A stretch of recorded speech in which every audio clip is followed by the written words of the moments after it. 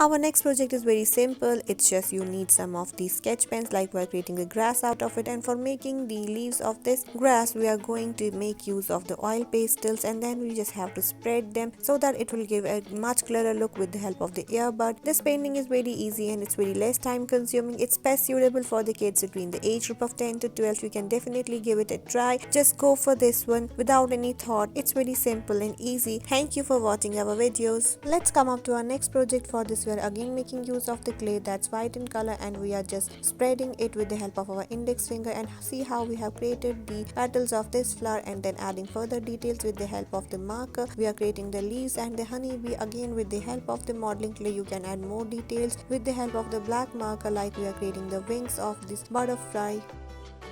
Requirements for our next painting is some earbuds, some watercolors, some toothbrush, and some painting brush as well. See how we have just clumped all the earbuds together, and then we have dipped them in different shades of the green color. Then we are tracing them on the screen, and we are going to create the trunk of this tree and the branches again with the help of the earbud, and it looks so cool.